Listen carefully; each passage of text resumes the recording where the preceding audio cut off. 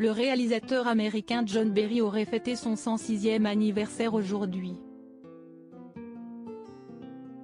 Exilé dans l'Hexagone, CST à Paris qu'il fait la rencontre d'une célèbre actrice française en 1975. CST le coup de foudre, ils se marient et vivent ensemble jusqu'à sa mort. Elle revient sur leur rencontre digne d'un film hollywoodien. Certaines histoires d'amour sont mémorables et ce n'est pas Myriam Boyer qui dira le contraire.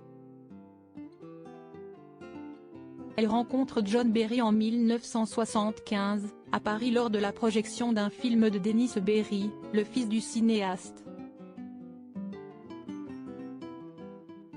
Elle ne s'y attend pas mais CST le coup de foudre. Né en 1917, le réalisateur américain aurait fêté son 106e anniversaire ce mercredi 6 septembre. Pour l'occasion, Myriam Boyer revient sur cette rencontre digne d'un film. CST à nos confrères de Paris Match que la mère de Clovis Cornillac a raconté ce fameux jour d'avril 1975. Dès mon arrivée, je repère John Berry, 57 ans, le père de Denis. Un vrai Américain comme dans nos fantasmes, grand, bel homme, rieur, chaleureux. Il me plaît terriblement, se souvient-elle. Rapidement conquise, elle raconte, nous sommes assis côte à côte, il parle un excellent français avec un irrésistible accent, et je vois bien que, du haut de mes 27 ans, je ne le laisse pas indifférent. À la fin de la projection, tout le monde va dîner au restaurant. Un ami de John la raccompagne ensuite chez elle, à Belleville. L'histoire aurait pu s'arrêter là mais Myriam oublie son sac.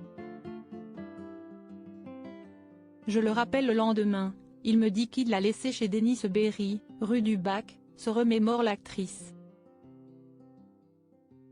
Elle s'y rend alors et qui lui ouvre la porte chez Denis, son père, s'exclame Myriam. Et de poursuivre, je récupère mon sac et il me propose d'aller prendre un verre. Un taxi nous emmène au Fouquet.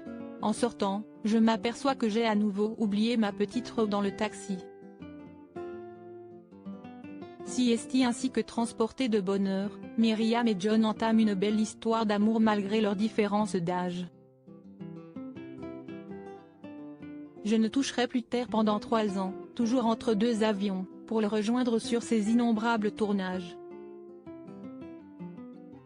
Lui, CST pareil, sa carrière est aux États-Unis, mais il adore la France, et il me rejoint quand il peut sur mes tournages, confie-t-elle toujours à Paris Match. Elle se souvient de son premier voyage à New York où John Berry lui a sorti le grand jeu.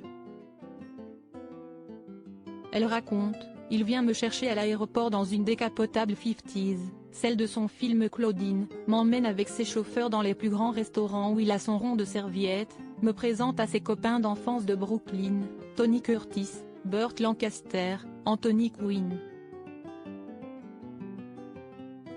Le rêve pour la comédienne française. Pour moi, d'origine populaire, communiste dans l'âme, CST un sacré grand écart, s'amuse-t-elle. Déjà maman, et au bout de 7 ans d'amour, Myriam décide avec John d'avoir un enfant. Ce sera Arnie, aujourd'hui metteur en scène comme son père.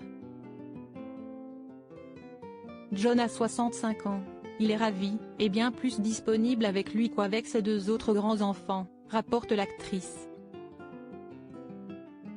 Puis, vers les 82 ans de l'acteur, un cancer lui est diagnostiqué. Mordu de travail, la maladie ne l'empêchera pourtant pas de tourner en 1999, Bosman et Lena. Il mourra le 29 novembre 1999 pendant le montage du film.